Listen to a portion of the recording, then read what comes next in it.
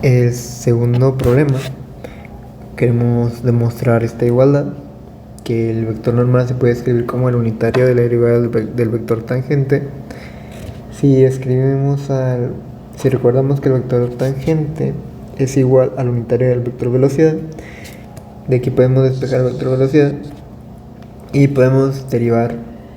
esta expresión. La derivada del vector velocidad sería la aceleración igual a la derivada de este producto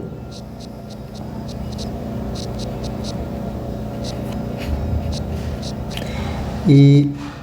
con respecto a t, entonces sería la derivada del primer vector por el segundo sin derivar más el primer vector por la derivada del segundo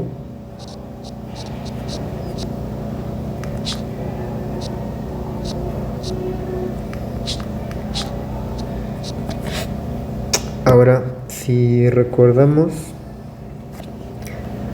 por la proposición 1.20 del libro de TAP, tenemos que la derivada del vector velocidad es igual a el producto escalar de la aceleración por el vector velocidad con el vector velocidad sobre la norma del vector velocidad. Entonces, sustituyendo esa derivada, tendríamos que la aceleración es igual a la derivada del vector tangente por la norma del vector velocidad más el vector tangente por el producto escalar de la aceleración con el vector velocidad entre la norma del vector velocidad. Ahora, podemos expresar el vector tangente de la siguiente manera, como el vector velocidad entre su norma multiplicado por lo que ya teníamos, pero esta expresión de aquí es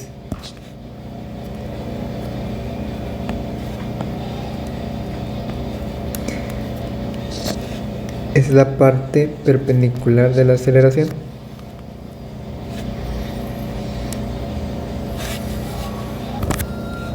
Entonces escribimos que a de t es igual, la aceleración es igual a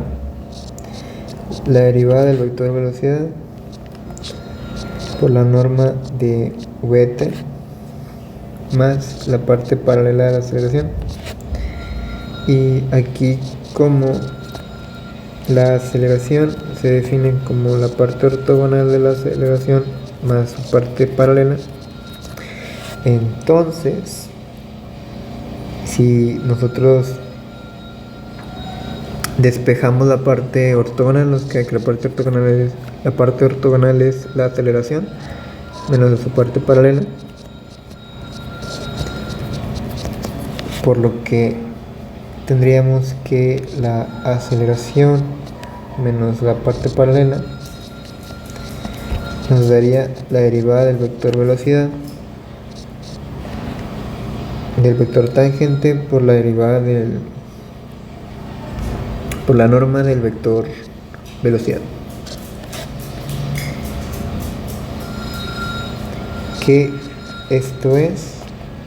la parte perpendicular.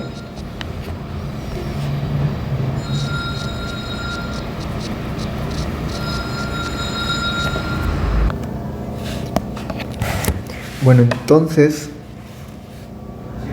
recordando que el vector normal se define como el unitario de la parte perpendicular de la aceleración, que esto es la derivada del vector tangente, bueno, omitiendo el argumento sería la derivada del vector tangente por la velocidad entre su norma, y esto es derivada del vector tangente por la velocidad entre la norma de la velocidad, bueno, que sería el valor absoluto, por la norma del vector tangente. Pero esto simplemente es la derivada del vector velocidad por la norma, la derivada del vector tangente por la norma del vector velocidad. El valor absoluto del valor absoluto es el valor absoluto, y esto multiplicado por la norma del vector tangente, y esto nos queda que es la derivada del vector tangente entre su norma, que era lo que queríamos demostrar. Y por lo tanto n de t es igual a la derivada del vector tangente entre su norma. Es decir, podemos expresar el vector tangente como el unitario, es decir, podemos expresar el vector normal como el unitario del vector tangente. Y eso sería todo.